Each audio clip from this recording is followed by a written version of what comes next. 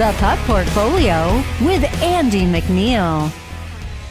Hey, welcome to the Puck Portfolio for Thursday, April 3rd. 9 games in the NHL tonight. I'm your host, Andy McNeil, and joining me, as always, is Nick Martin from DFO. Nick, how you doing, man? I'm doing good. Yeah, just had my first delivery or appointment in the new place that hasn't come like right when we're trying to do the show. So that was a good change for once. I was due for that break. Yeah, that's it's I haven't moved in a while. I don't miss that. That's for sure. But how was your night last night? Not good. Not good. Not good. Solid on the MLB, which has actually been good to me so far. But well, this is a hockey show, this Nick, is a so that hockey don't count. show, and that's what I think I'm counted on to do better at. So not great. I bet McKinnon to get 2 points, and that didn't get there. Leafs got there for us. Yeah. And then Taylor Hall, 0 shots in that game where Carolina just was all over them. So that was not a good one. But another goal for Ovi, so a little bit of a bright spot there. Now just 3 goals away from breaking Wayne Gretzky's all-time goal-scoring record. So looks good for doing it this season. And he's got some tougher games left on the schedule, but he's got a couple of or a few easy ones, I think, in a row here. Chicago, Columbus, and I forgetting who else is after that. It might be Carolina again. There's a Canes one that looks likely because I think all the Caps fans now are like, screw these guys. I hope it's against them next week. And yeah, disastrous for the Caps losing Thompson there too. So yeah, what are your thoughts on that injury? Does it look like something serious or? Yeah, I thought it was hard to tell. I feel like ones like that with goalies, it's always hard to, did they just kind of tweak something? Was it maybe more serious? So there hasn't been much word out of there yet. He'd been playing really bad, which we talked about. I don't think it was from an injury before that, but now it's looking even more likely that Lindgren might end up the game 1 starter because, I mean, yeah, you look at how he was playing, and now he's only going to have however many days if he is hurt to get ready. So wouldn't be surprising if it needs to be Lindgren. I don't think that's the absolute worst thing. People thought he was going to be the number 1 at times this year. So yeah. Yeah, exactly 2 weeks from the start or the end of the NHL regular season. I'm assuming the playoffs will start a couple of days after that. So he still has some time to figure things out here and hopefully get healthy again. But yeah, that would be a huge loss for the Capitals, regardless of how he's been playing as of late. He's a big reason why they are in the running for the President's Trophy right now. But yeah, it'll be fun to watch Ovi over these next few games to see if he can get it done. I think a hat trick from him tomorrow will be a very popular bet, given Yeah, that absolutely. they are playing Chicago, and it would be a pretty great way to break the record. So for sure, I mean, I'll probably play it, but hopefully the odds aren't too bad because I feel like it's one of those ones they could probably hang whatever double-digit number they wanted. You could get a few bets. But yeah, let's start with a big game tonight. Oh, I do want to shout out the Seattle Kraken for defeating the Vancouver Canucks 5-0 last night. Now the Boston Bruins are in the 4th draft position, which is pretty good. I think that's obviously the lowest they can finish. I don't think they'll be able to sink lower than that. I guess if they lost every game and Nashville won every game, then they could flip flop, but that seems unlikely. So. Yeah, the Bruins looking good heading into the draft season later this summer. But Boston and Montreal on Thursday, big game. The Canadiens are big favorites for the first time in a long time against this Boston Bruins team. The Bruins have dominated the Canadiens over the last several years. It's been a pretty lopsided series here, but obviously things are changing. The landscape of the Atlantic Division is changing quite a bit with the Bruins now at the bottom. Yeah, Montreal a minus 200 favorite on the money line. Obviously, this is a big game for the Canadiens to get some points on the board and stay in front of the New York Rangers, the Columbus Blue Jackets, the Islanders, and hold on to that second wild card spot in the Eastern Conference. They're 5 points back of the Ottawa Senators. I guess they could technically catch them, but that seems unlikely as well. So yeah, big game for the Canadiens, but it's a big game for the Bruins in terms of getting another loss on the board, because this is going to be the first time in ever, I guess, that I'm going to be cheering for the Montreal Canadiens to beat the Boston Bruins tonight. And it sounds like you will be, or you won't be cheering for the Canadiens. You like the Bruins at this underdog price, eh? Yeah, I do. I think this is the one game for the Bruins though where they really, really will want to show some pride, play the role of Yeah. spoiler effectively versus one of their biggest rivals. And obviously, there's still a lot of pride in that room. Some of these guys are still really fighting. Obviously, very flawed lineup now, but I do think, at times during this losing streak, there's probably been a level of complacency. Right? You look at their Yeah. numbers; they're absolutely horrific. I don't think what's left of the Bruins roster is very good. I also don't think it's this bad, though. And this is, at this point, probably the game I'd say they want to win the most out of the entire season, right? So I still think Montreal is not necessarily the most convincing team altogether. They've played really well. They had the good wins over Florida. But you look at the underlying numbers, they're still fairly bad. They're still bottom 8 in most metrics over the last 10 games here.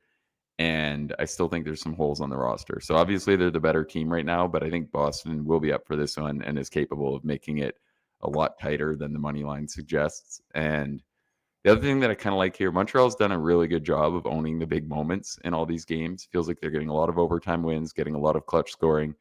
But I also think that could have led to them being a little overinflated here. So I still feel like there's enough arguments that suggest this could be a decent time to bet the Bruins to snap their huge losing streak and get a win. I think sometimes you just have to bet numbers like this, and a plus 170 looks pretty long. I think Boston's going to make this competitive. Yeah, hard to argue with that as from a betting perspective. I mean, this is a big number for a Montreal Canadiens team who, still has a lot to prove. And like you said, 9-game losing streak for the Boston Bruins. And, as much as I think they've kind of thrown in the towel here, I don't think there's any team in the league right now that wants to, get into a double-digit territory when it comes to consecutive losses. So I do think the Bruins will be up for this one.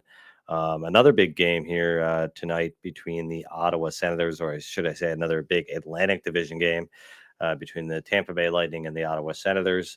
Lightning looking for their 5th win in a row. They're on a 4-game road trip right now. They kicked it off with a 4-1 win over the New York Islanders. They trailed the Toronto Maple Leafs by 3 points in the Atlantic Division, and they've got a game in hand after last night's game between the Leafs and the Panthers on both of those teams. They're 1 point ahead of Florida. Of course, if the playoffs started today, that would mean we'd have the Battle of Florida again, which I don't think anybody would be complaining about. That would be a great matchup where, as good as the Panthers have been this season, it would be, pretty tough to pick a winner in that one. The Lightning, they hold a 9-point lead over the Senators right now. So, as much as I'm sure this one a win here on Thursday would kind of lock them in to the wild card spot. Ottawa, very unlikely to catch any of these teams in the top 3 spots here. So they're 7-2-1 over their last 10 games, 2-1 against Ottawa this season. They lost the first meeting back on October 19th in Ottawa, 5-4. But they won back-to-back home games against the Sens on February 4th and February 6th by scores of 4-3 and 5-1. Tampa Bay, they're the best offensive team in the NHL this season, 3.57 goals per 60 minutes. And thanks in large part to Andrei Vasilevsky's play this season, they are also one of the best defensive teams. They're ranked 5th in goals against per 60 in all situations. Vasilevsky currently sits 5th in save percentage, 921, and 4th in goals saved above expected per Evolving Hockey. So everything kind of going right for Tampa Bay right now. And Ottawa looking to snap a 2-game skid after opening up their 4-game homestand with a 5-2 loss to the Buffalo Sabres. Of course, Captain Brady Tkachuk did not play in that game, and he is going to remain out for this one. So I imagine the line movement already happened as this was announced about a half an hour ago. The things were kind of ticking up towards the Lightning to begin with, but I would imagine they're in the minus 155, minus 160 range at this point. I guess I should double check that. still sitting at minus 140 at Bet365, which, I mean, to me seems pretty short. I've got the Lightning at around the minus 155 price point without Kachuk. So, anyway, the Sens, they were pretty hot in early March. They won 7 of 8 games between March 1st and March 15th, but they've dropped 5 of their last 8 since then. And now, like I said, just 5 points separating them and the Montreal Canadiens in the wild card standings. They rank 13th in expected goals percentage at 5-on-5, 17th in shot attempts at 5-on-5, and scoring rates lag quite a bit behind Tampa Bay's. They are 12th in goals and 19th in goals against in all situations per 60 minutes over the last month. Tampa Bay has continued to look really good offensively. They're still the top team as of late. Like I said, Brady Tkachuk, he's been leading the team in goal scoring, as is usually the case. He has 8 goals in his last 15 games, but it's been Jake Sanderson playing really well offensively right now. 14 points in his last 16 games. So he leads the team over the last month in that category. And like you mentioned quite a few times here on the show, Dylan Cousins has fit in pretty nicely with the Senators. He's second on the team in scoring, 9 points, 3 goals, and 6 assists in 13 games since the trade deadline. But I'm going with a couple of player props here today. Nikita Kucherov, currently tied with Nathan McKinnon for the league lead in points with 111. The 2-time Art Ross Trophy winner. He's been dominant over his last 9 games. Missed 1 there in that stretch, but he has tallied 5 goals. A lot of those coming in the last 5 games or so. Scored in 4 straight before the last game where he didn't register a goal, and 14 assists. So that's 8 points more than any other player during this span. So he's been really good entering this game on a 9-game point streak, 4 straight multi-point performances, and he's done really well against the Senators in recent years. 5 goals and 17 assists in his last 11 games since the start of the 2021-22 season.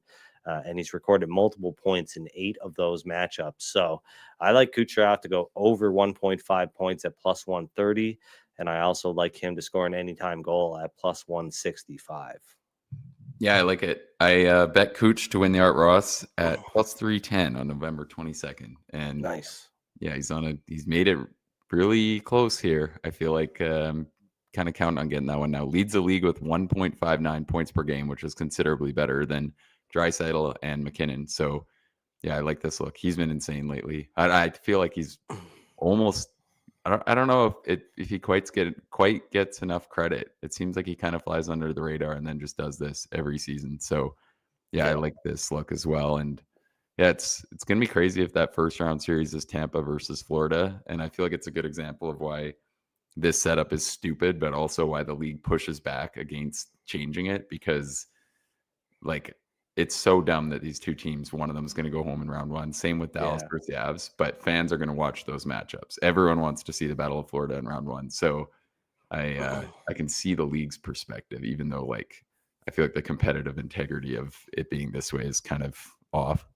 Yeah, absolutely. I do think they want to capitalize on that booming first round viewership that they usually get in comparison to the drop off in the second round, seemingly regardless of who is playing in whatever matchup. It seems to still drop off. So I mean, I kind of get it, but I agree with you that it would be much better for I don't know. I'd like to see some more mismatches in the first round of the playoffs, and I mean, upsets are always fun, right? So, and the playoffs have a way of producing those. Which game do you want to go to next? The next one I want to talk about is the last game on the slate here. So I know you've got a couple of other picks that you want to talk about. Yeah, I think the Avs Blue Jackets matchup is pretty exciting. I like the over there. I kind of liked Columbus before the line movement too. I posted them with the over yesterday. I feel like it's the same kind of angle as the other game. Just not seeing Columbus getting the goaltending to win a low scoring game here versus the Avs. but their offense has really been getting going. And as we've talked about a lot, I believe in them. So I think there's a pretty good chance this one's a shootout. High total, 6.5, but I still think at minus 104, it's a good bet here. And I do think one of these things that we've seen happen a lot, the Avs couldn't travel out of Chicago last night. It sounded like a bit of a gong show. I feel like from what I've tracked, it'd be interesting to go into this more, but teams have kind of found a way to play respectably in those spots. It feels like it's always the market moves so heavily towards the other team when people kind of hear this travel situation, and then the guys figure out a way to kind of hang in it and get up for the game. So I kind of like Columbus here, but I think the line's moved enough. So I'm kind of just sticking with the over at this point, which I think is a good bet. I just feel like with the Columbus's goaltending, trying to shut down the Avs right now is going to be tough, but I do think traveling back to back, Columbus will get theirs offensively. So I feel like this one could end up being kind of a complete shootout. Should be a fun game. I do want to get your thoughts, and I'm not sure if you looked into this one. I'm not trying to put you on the spot here, but two teams that you've been really high on, one more so than the other, but the LA Kings and the Utah Hockey Club. I think people, the average casual bettor is going to look at this LA Kings price and think, that's a little short, minus 130. That seems pretty appealing. But I mean, obviously the Kings have had a much better goal differential than the Utah Hockey Club, especially as of late. But, these two teams are neck and neck in terms of expected goal share at 5-on-5 right now, even over the last month. And, obviously LA is one of the hottest teams in the league right now. But is there any interest from you on this minus 130 price tag on the Kings? Yeah, I mean, not to have a lame answer, but I did look at it. I thought that the prices just seemed pretty fair to me. Like you said, I think the Kings have been playing really well. I think they'll have a legitimate chance of winning versus the Oilers and winning some series after that. I'm high on them, but Utah's still kicking. I think they've kind of flying a little under the radar here. So yeah, didn't really have too much. I actually have in my fantasy finals, my main league, I have both goalies in this game. So I'm just going to be rooting for a low scoring matchup, hopefully with a lot of shots. But I thought the prices looked pretty fair. Yeah, big matchup coming up on Saturday between the Kings and the Oilers. The Oilers, who we'll talk about in a little bit here. But I have been thinking about it as we've been talking here, and I am going to lock in the Tampa Bay Lightning on the money line at minus 140. I think that's a pretty good price, especially with Tkachuk out of the lineup. Like I said, I think they should be closer to the minus 155 range here in this spot. There's actually some minus 132 and minus 135 out there right now. So I'm going to take advantage of that. Nice. Yeah, I like it. I think the Lightning are a really good team this year. It's not a hard case to make, but no. Last season, I really thought they were overvalued. Betting Florida to beat them in round one, I think it was like minus 170 was still my biggest bet of the opening round. And I really think this Tampa Bay team is just a lot better than years past. It's kind of the deepest one we've seen since those cup runs. So I think they're pretty good. And Bassey, obviously, like you said, has been excellent. And plus 72 goal differential. I think that might lead the East now. Yeah, it does lead the East. Not sure if you noted that. But I think there's a lot to like about the Lightning. I think they're a really good team. No, I didn't note the goal differential.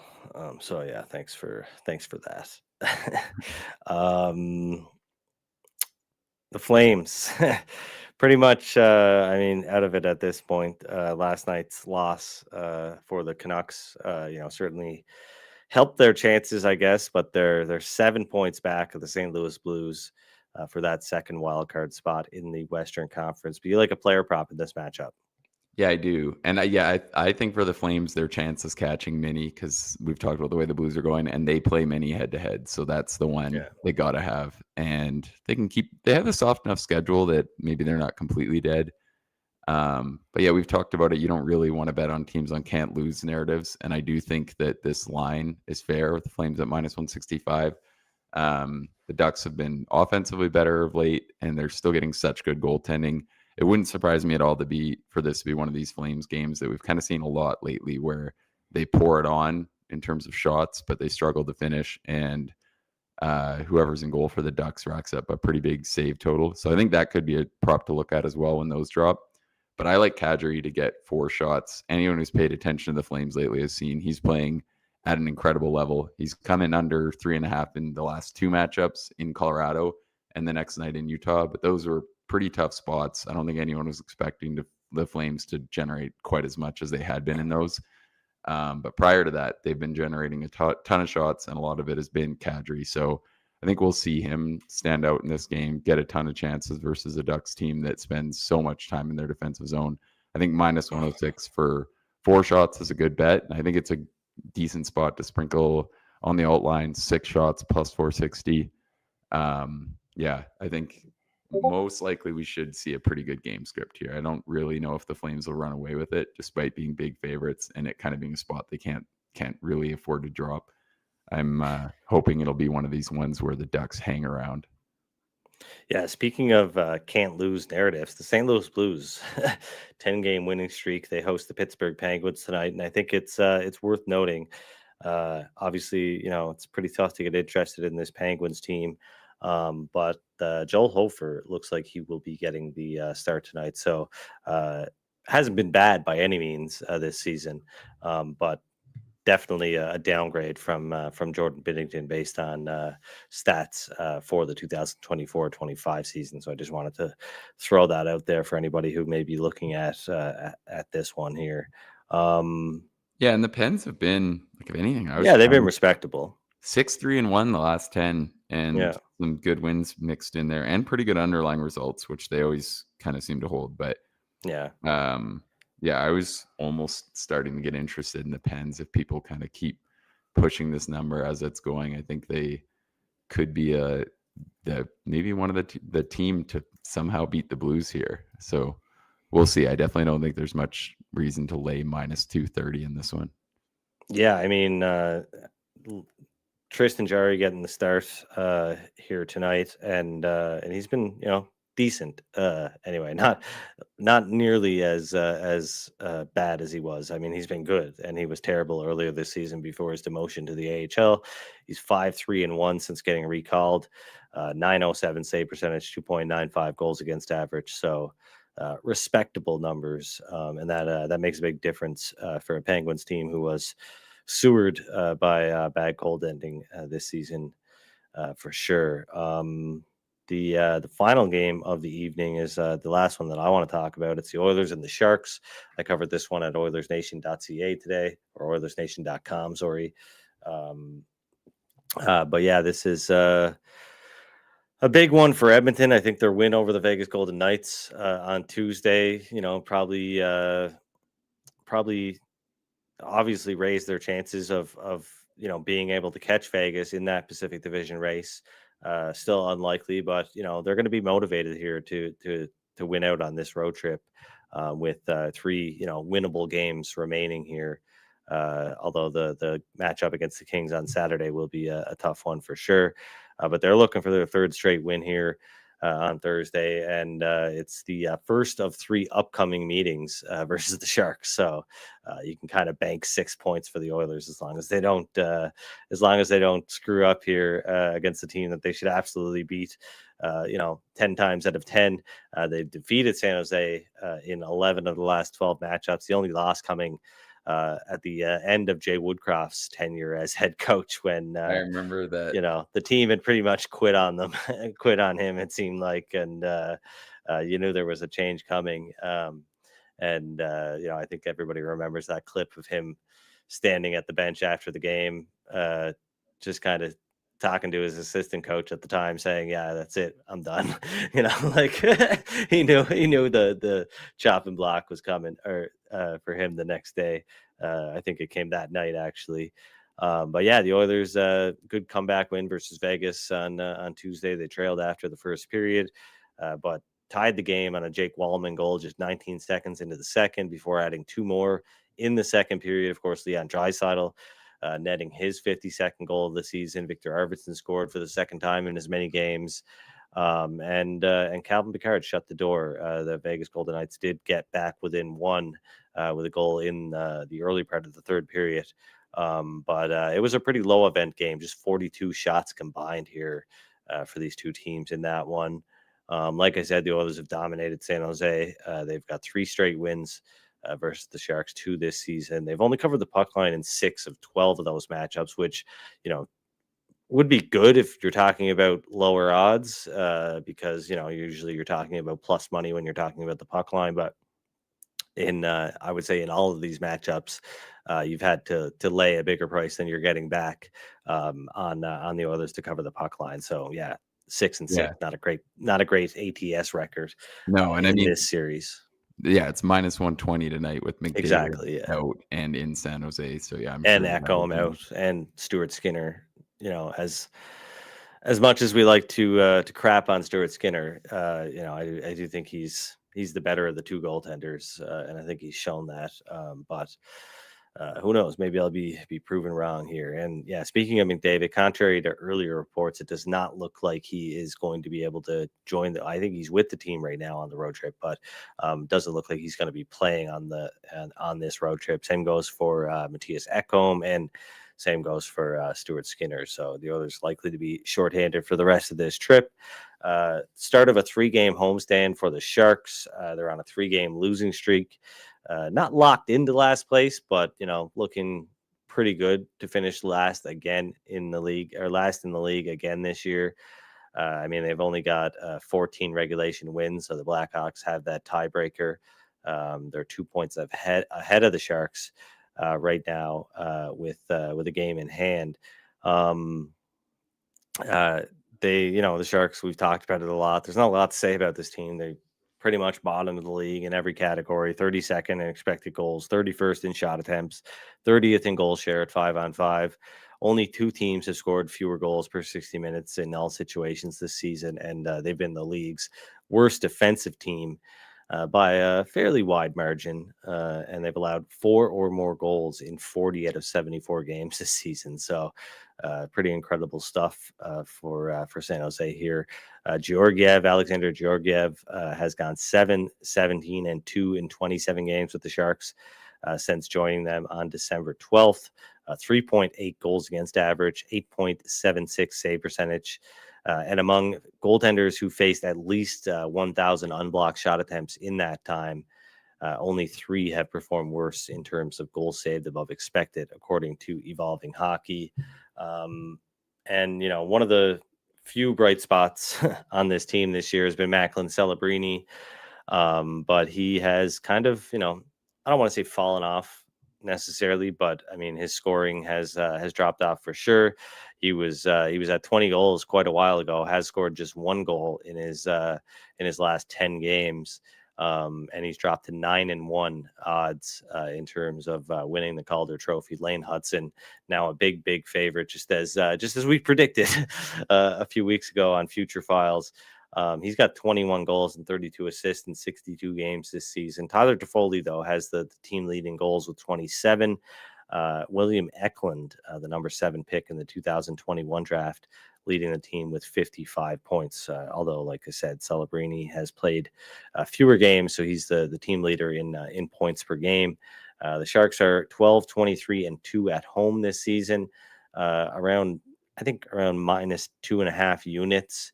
If you had bet the Sharks to win every home game on the money line this year. So not terrible, all things considered. I mean, they've been much worse on the road. But they're just 4-12 straight up on home ice since January 7th, the last time they won consecutive home games. My play for this one is Ryan Nugent-Hopkins over 2.5 shots on goal, plus 135. I've been waiting for this for a little while here because he's been shooting the puck a lot more lately. I didn't really want to lay -200 on, or at least I didn't want to recommend laying -200 on over 1.5. It's not something I really want to give out on most days. And that's what sportsbooks had previously listed him at game after game, even after this recent, shot surge here. But yeah, they've made some adjustments, and most sportsbooks now have him at over 2.5 shots on goal. He's registered at least 3 shots on goal in 8 of his last 11 games. And I think he's a really good bet to do it again versus the Sharks team, who ranks 31st in goals or shots against per 60 minutes this season, plus 135 odds. I think that's a really good look for this one. Yeah, I like it. He's been good to us lately. I think I'm probably going to add, I was going to look into it later, but Wallman, not just because it's a revenge game. I don't think he's too bitter with the Sharks. They Yeah, kind of he's probably more thankful that they let him go and got him out of and there. brought him in and gave him a chance here, Yeah, right? 'Cause exactly. Detroit hated him. I don't think there's any other way of looking at it that things just didn't work out there. They paid to get rid of a guy who is quite clearly their second best defender by anything you wanted to look at. So I kind of like Wallman here. He's been unreal with the Oilers. I feel like that's been one of the biggest positives for them. They've been playing pretty good hockey despite who's out of the lineup, and I think his acquisition has been one of the biggest reasons why. So don't mind that. He's got 15 shots over the last 4 games, plus 155 for 3 tonight. So I think that's also a pretty decent look there. Yeah, I mean, speaking of the Red Wings, I've got a good buddy in Michigan, season ticket holder, and I think guilt is the only thing that is, keeping him in the season ticket crowd, as his family has had season tickets for decades, and he doesn't. That's pretty much the only reason he doesn't want to give them up. But he is just miserable right now because obviously at some points this season, it looks like the Red Wings, might get into the playoffs. But I think their play as of late, especially, has been uninspiring to say the least, and I don't think it's going to be a good summer for those in the Red Wings organization. I'm not sure that there'll be any real huge changes, but I think it's going to be a pretty miserable vibe come the end of this season and heading into next season. I don't know what this management group can really say to their fan base to make them believe in them again at Yeah. this point. I The mean, Iser plan looks about as good as Trump's economic plan right now. they have they have a good prospect pool, as you should when you lose for however many consecutive years, but Yeah. they've obviously kind of shot themselves in the foot here with like the veteran signings they're making and the other deals, paying a second to get rid of a guy who 8 months later gets traded for a first. Yeah. But I feel like if he's stuck it out through this much of it, things have to get a little better moving forward. But we'll see. Like you said, Iserman's been making some pretty weird moves. Drafting fine, I think, and if not even great, but everything else has been ugly. Yeah, absolutely. You got anything that you want to look ahead to tomorrow for, or what? I didn't. I think the one 3 is games going to tomorrow, be. right? Yeah, I think the only comment I'll have is if you're going to bet the Ovechkin props, try to do it early because I think everyone's going to be all over it. Given everyone wants to see it happen versus Chicago, and I feel like it'll be one of those things where numbers are all over the board. But I don't think at any point you're getting better numbers than you would at open once the prices kind of dip when everyone's betting into the narrative. So I guess that's my only thought there. Hopefully he will make it interesting and get a couple goals early. I don't know why I thought of it, but I guess just the player prop, the way it'll probably be marketed over the remaining weeks of the regular season, at least up until he breaks the record, which it seems very likely that he's going to do.